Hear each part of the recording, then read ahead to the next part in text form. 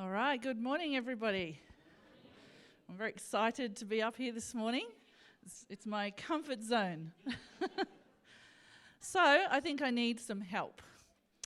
I want to see, our topic today is marriage. And they're looking out here, there's a lot of people who are married, have been married, are planning to be married, wherever you are in that journey. And I want to find out, let's see who is our least longest married couple here. Do we have anyone less than a year?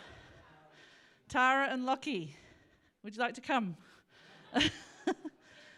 They would. Oh, I'm excited. Okay.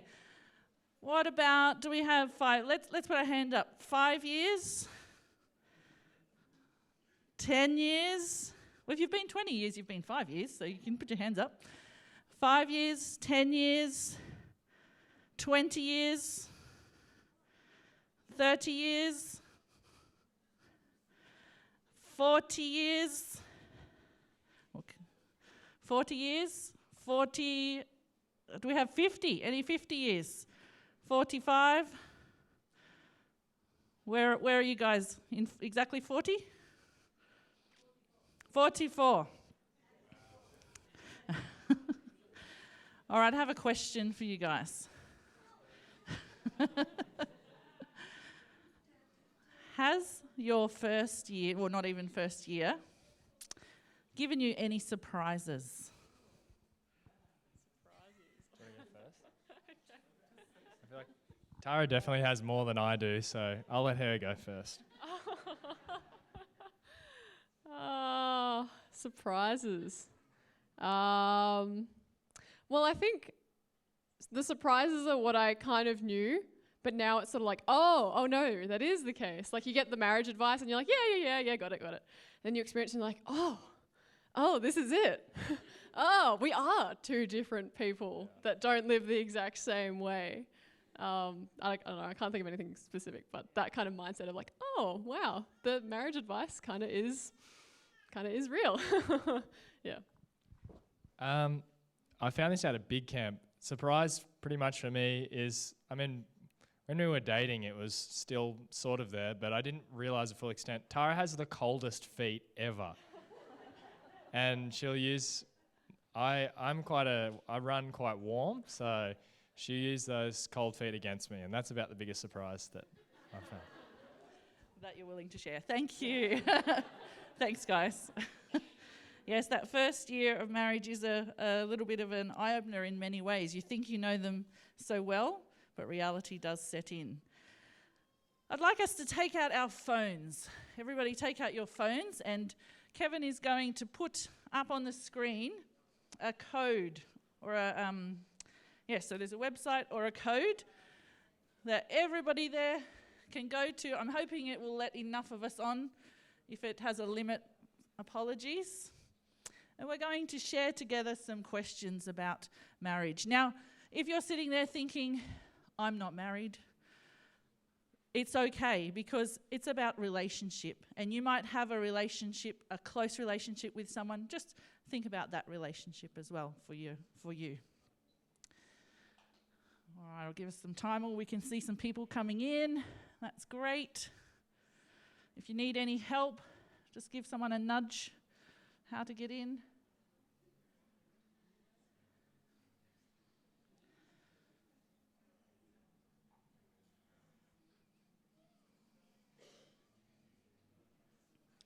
I'm not sure what you can see. You may already be able to see the first question or not. Thumbs up. Many thumbs up. Okay, we've still got some people joining. We'll just wait another few seconds.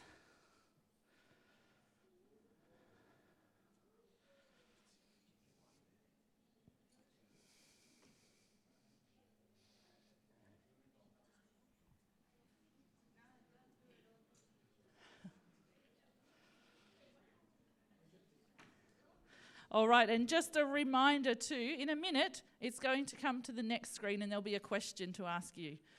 Just put a 1 or 2 word answer in and remember the audience. So let's be loving in our answers. All right, are we right to go? Yes. Okay, let's go up. What was it about your spouse that first caught your attention?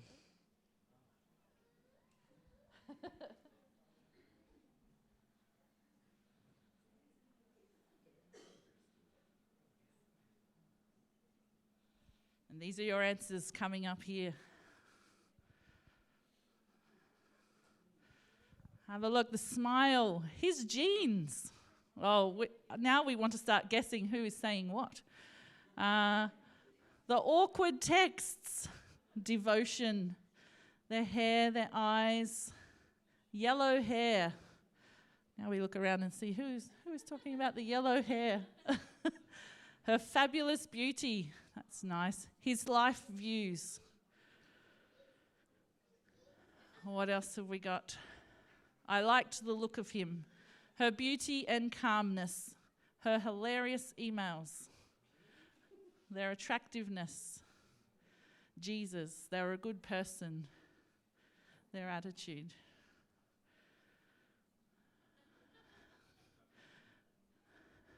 Not married yet? That's okay.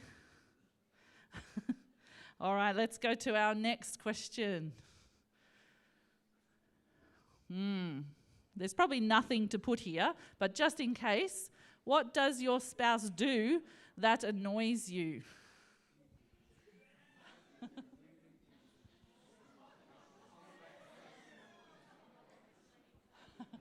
Snores, yes. Procrastinates. Hair in the sink. Leaves a mess everywhere. Oh, there's many there that could be Lindsay typing. I don't know which one he's putting. Grates the tofu. How dare they? Room deodorizers. Pajamas on the bathroom floor. Messy car. Don't have anything that annoys them. Maybe that's Tara and Lachlan. They haven't had enough time yet. What else? Always late. They nag. Tries on 4,729 jackets. Okay. All right, let's go to the next question. What would you say is the most important quality to have in a marriage?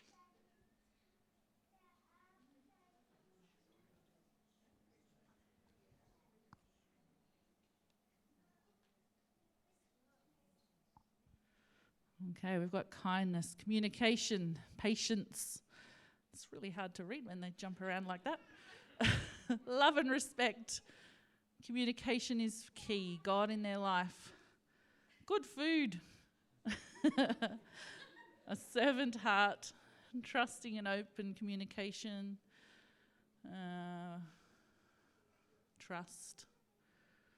Honesty. Empathy. Let's see which ones are popping up. Loyalty. Understanding. Beautiful. All right, next slide.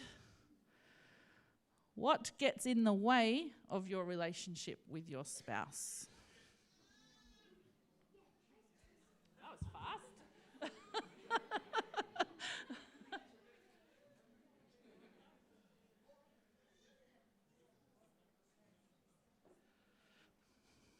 Yes, work, busyness, children, selfishness, misunderstanding, Facebook,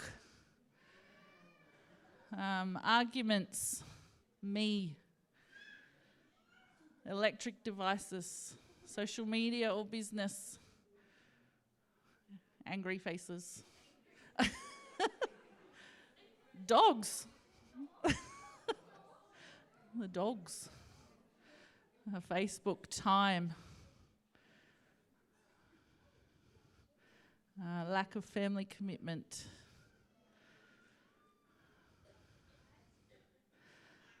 Okay, I think that might have been the last question, or is there one more?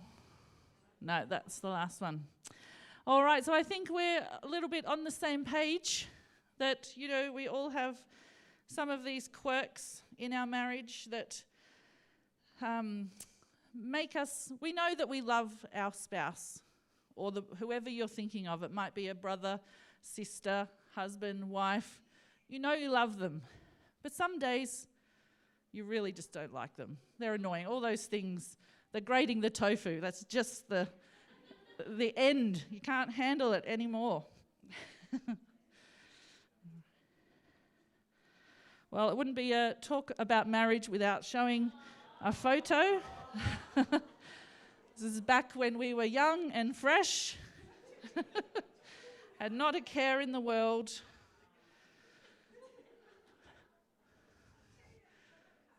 Lindsay had different colour hair. Yeah. We met in college. We were in the same friendship group for quite some time before we started dating. We graduated one weekend, got married the next weekend. And then off we went. We came back, had Christmas with our families, and then went off to start our new life in Mackay. So we were a long way away from everybody we knew and loved. 25 years later, this year, we are as blissful as ever. We've lived in 2 countries, 7 towns, 13 houses, 3 children later. Never lived in the same town as any of our family. I don't know if that's a pro or a con, but yeah, it's been quite the journey.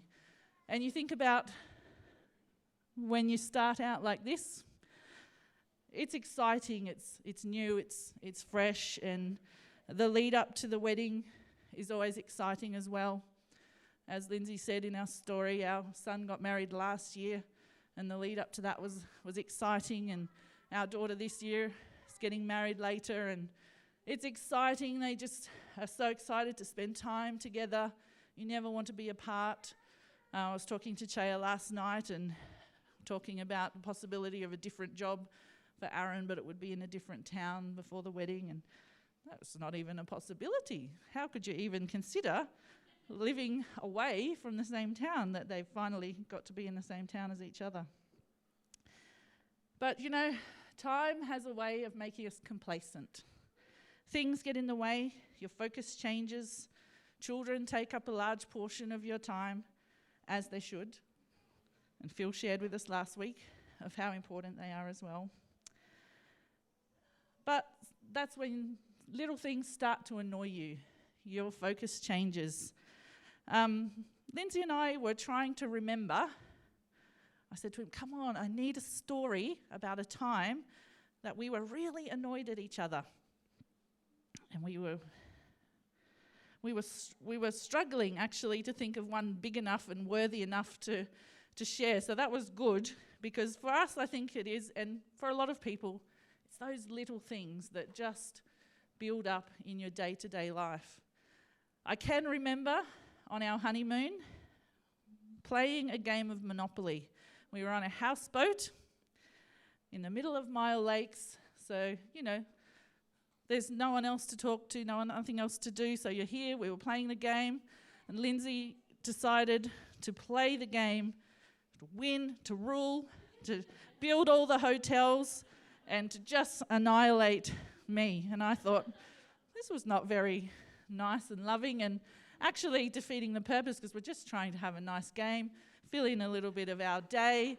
And I got really annoyed with him that he was taking this so serious. I'm like, it's just a game. We don't have to. I don't even remember if we finished or not. I think I probably had a little bit of a fit, but that was one of the first times I remember being annoyed at Lindsay. And then as children come along, I remember another time for us, and look, Lindsay can have his say some other time.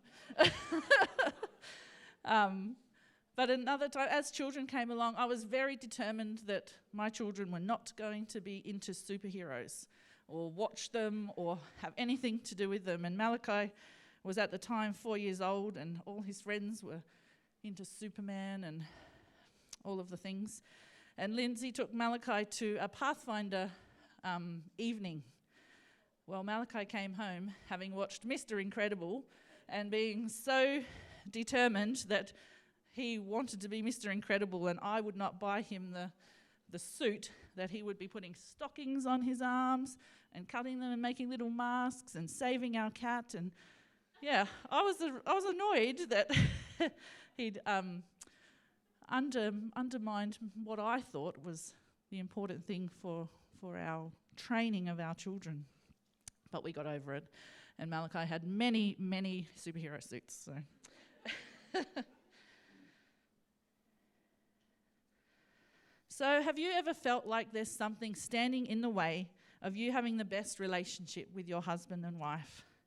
Have you ever been annoyed and caught up holding on to something that they've done, and it's stopping you from having that relationship that you know you could have? Maybe this morning, before you even came here, some of those things have been happening in your families. I know Sabbath morning seems to always be when the devil tries to get us here in a state of anger, especially when the children are around. It's just something that he does. Maybe your husband or wife ate the last of the cereal and didn't leave any for you. Maybe they used up all the hot water, and so you're not feeling as fresh as you could be here this morning. Oh, maybe you didn't get any help getting the kids ready to come. Whatever it is, it's hard to come into church and into a place of worship, ready to praise and worship, when that is in your mind, when you're holding on to it. I know we've all been in similar situations where that little or big annoyance is consuming all our thinking, and we're not able to see out from behind the cloud it brings. So how do we move beyond those things and put them aside and get back to the relationship that God wants us to have? Let's have a look here at the ideal that God had for marriage. Right back in Genesis, he created this concept. So Genesis 2, verse 18 to 24. If you've got your Bibles, feel free to look it up. The Lord said, "It is not good for man to be alone. I will make a helper suitable for him." Some versions say a companion suitable for him. Now the Lord God had formed out of the ground all the wild animals and all the birds in the sky. He brought them to the man to see what he would name them. And whatever the man called each living creature, that was its name.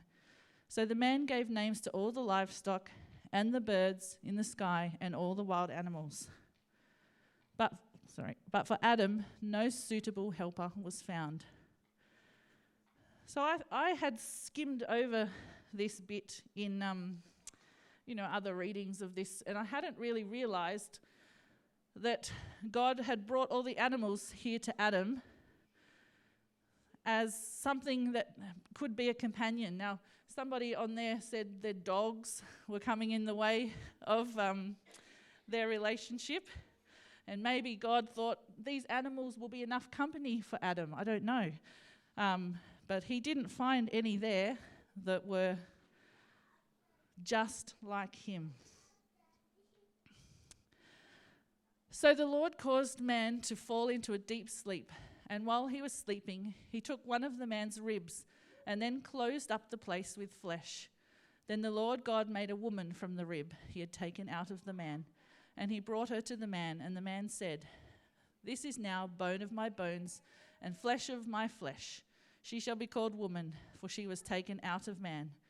And that is why a man leaves his father and mother and is united to his wife, and they become one flesh." I'm just going to go back to that one.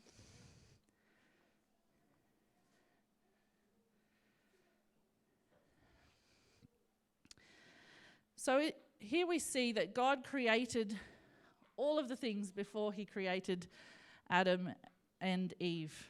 And each day, what did he say after he created the trees and the animals? It is good. And here is the first time that we see God saying something is not good. Where does he say it? Yeah. He says it's not good for man to be alone. So God knew that we need companionship. We need someone or something to love. And that was just like he had wanted to have a relationship with Adam and Eve and all of the creation. He wanted a little sample of that for Adam. So he created Eve. God is the God of relationships, and he created Eve to be the companion for Adam of his own kind. If you've ever been to another country, something of your own kind or someone of your own kind can become very important. I know if you're in a country where they speak a foreign language and suddenly you hear your language, you are drawn to it. And that's perhaps why we have pockets of different nationalities that live in areas, because we are drawn to those of our own kind.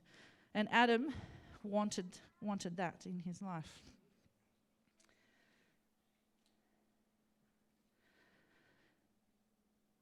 Now, we don't know how long Adam and Eve were in the garden together before the fruit was eaten. But I can imagine that in those early days, it was like the early days of a marriage, that honeymoon period, where nothing is wrong and you're so excited, getting along and doing life together. And even if there are other things that are hard, you're just excited to come home and share with your companion. I imagine Adam and Eve really getting to know each other, and they also had time to spend in close companionship with God, because what else did they have to do? There was no weeding that needed to be done. There was no hunting, gathering. All of that came later. So their days were filled with that fellowship with each other and with God.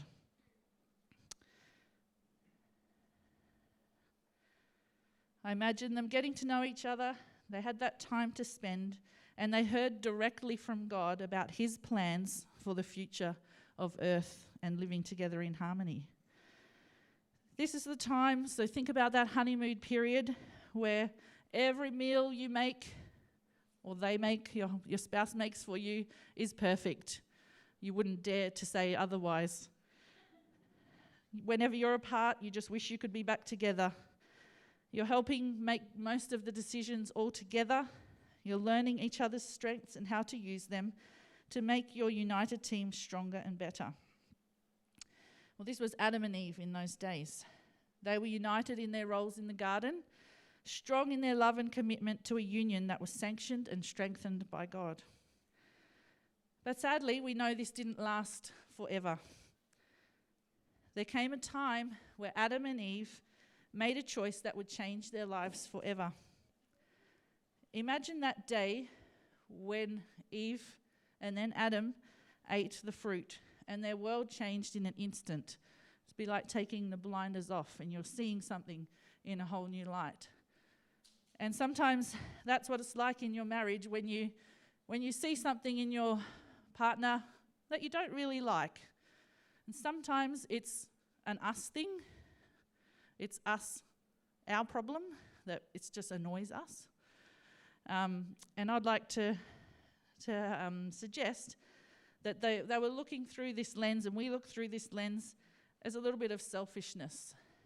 Eve and Adam gave into the temptation of the snake because of what was promised. Eve wanted that wisdom that was offered from the snake. She wasn't thinking about the collective, she was thinking about herself. Now, can you imagine the dialogue between the two of them? If ever there was a reason to be annoyed at somebody, that's a pretty big thing. You've changed the whole plan that God had for your life. Your life has tipped upside down. You can hear them, Adam saying, Eve, it was all your fault. If only you hadn't eaten that fruit. Surely it was worth being upset about. Their relationship with each other would have changed at this point. Sin entered the world, and the ideal that God had for marriage became something that we needed to work on. Now, many generations on from Adam and Eve, we are all here trying to do our best. We still have that desire and that need for companionship, but it doesn't come easily like it once did. We have many things bombarding us for our attention, as God said would be the case after the fall. It's not just us, our partner, and God, and all our time focused on them anymore. It's hard. We have lots of things calling our attention away from that relationship. Think about when you go on a holiday, when you leave behind all of those jobs and chores.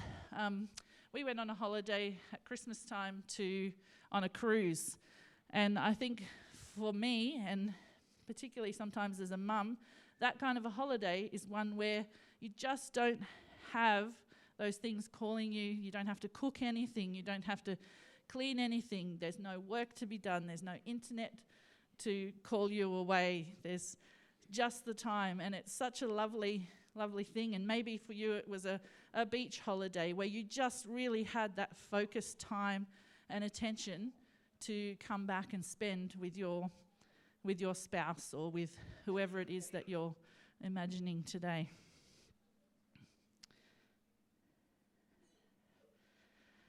But Satan knew right from the beginning of time that the way for him to appear to win is by breaking those strong bonds that Adam and Eve had with each other and with God.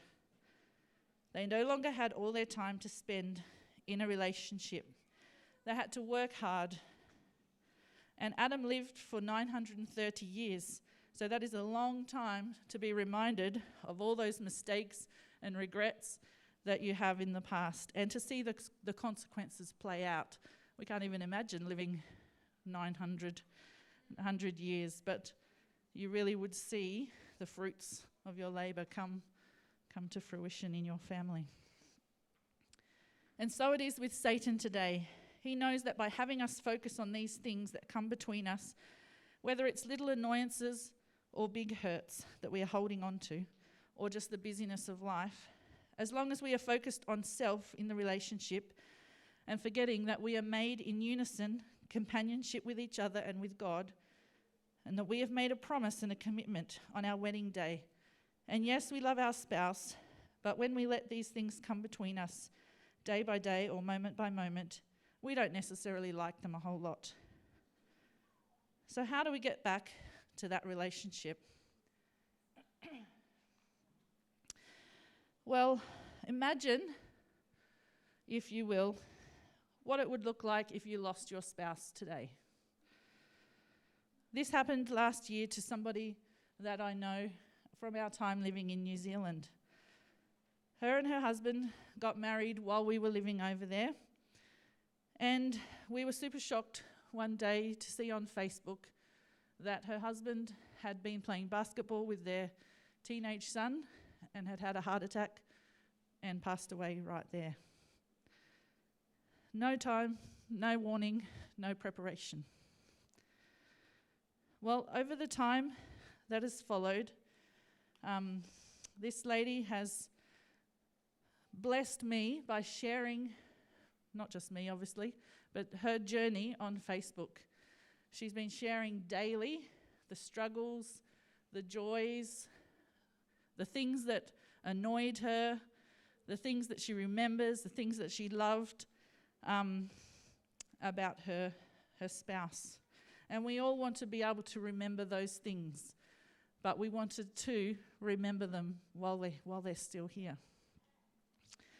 I contacted her through Facebook and asked her permission to share some of her posts with you this morning.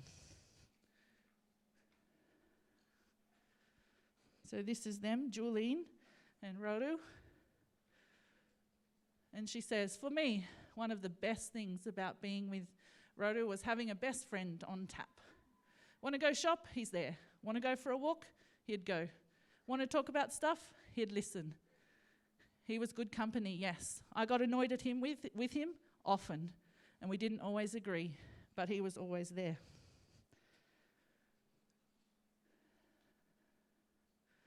Our relationship was far from perfect, but we loved each other. For those that know us best, we argued often. There were tears and apologies. I'm not proud of this, and I know we weren't alone. Maybe this is what happens when two very passionate people from two different worlds say, I love you, then I do.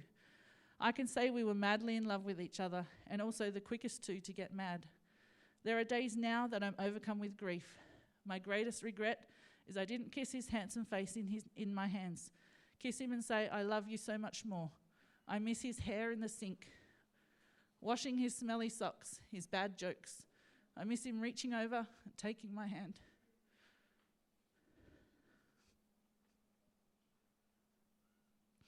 I might have to let you read them yourself.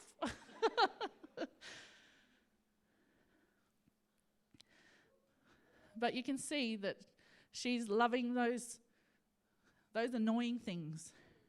And she's loving just the little times that are spent doing nothing, being together, driving together, playing together, and doing family together.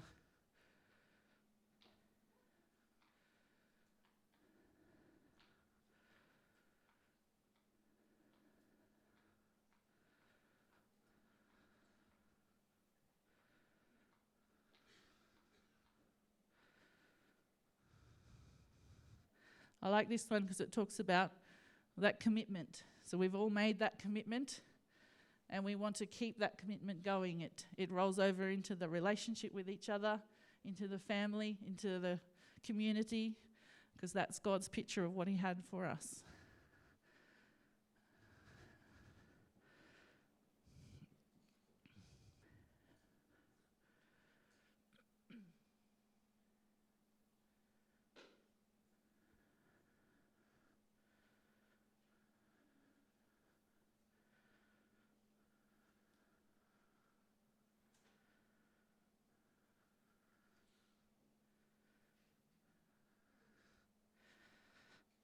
And when I was chatting to her, she said this journey has been super therapeutic for her. She said, many tears have been shared, but many laughs have been had, many memories have been remembered. And she's a person who takes many more photos than we ever take in our relationship. But if you look her up on Facebook, there's pretty much a post every day with a new photo of them just doing life together. Isn't that the best reminder that those little things, they don't matter? We don't need to focus on them. Now, I'm not a wordsmith. I don't dwell. I don't analyze very much, and I get over things quickly, which I think is good, but sometimes it means I'm not very reflective either. So I think we need to spend that time verbalizing how we're feeling. And maybe for you, verbalizing is not your way. Words of affirmation for me, they're not my thing.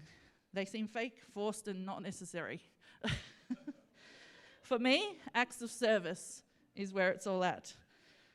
If you see me doing something and you come alongside and help me, then I know that you care about me and that you love me. Help me do the dishes. Help me carry the groceries. I'm always telling my children, don't just sit there and watch. Get up and help somebody. And we all have different ways of giving and receiving love. But find out what your partner's is and try. I know Lindsay likes words of affirmation, so it's really, really challenging. But we've got to try. Yeah. I want to challenge myself and each of you today to not let Satan make us complacent in our marriages. We need to spend time together remembering that we are a united force. If we are struggling to make time for each other, we need to carve some out. Turn off the phone, close down the emails, turn off the TV. If we are, and maybe have to put the dogs outside for whoever that was. If we are prioritizing ourselves over the other one, we need to remember those early days of dating and marriage. How did you get so close? How did you overlook those challenges in the beginning? By spending time together, prioritizing each other, laughing together, planning together, dreaming together, and most importantly, asking God what his plan for your life was. Remember that he is the best coach and example of marriage and what love in a marriage can possibly need. So right now, I want you to take out your phones again and pick a time this week that you know that both you and your spouse or whoever you are thinking about will be in the same place at the same time. Set an alarm to go off at that moment. It might be Thursday night after the children have gone to bed. It might be in the car on the way to work. I don't know. When that alarm goes off, I want you to invite your spouse to have a conversation. Maybe have a cup of tea, go outside and sit on the step, doesn't matter where, but have a chat. Reminisce about the dreams you once had. Pray for each other and give to God the things that are holding you back from enjoying that true companionship that God planned for you. So that you don't need to say, I love you, but I don't like you. You can simply say, I love you and I always will.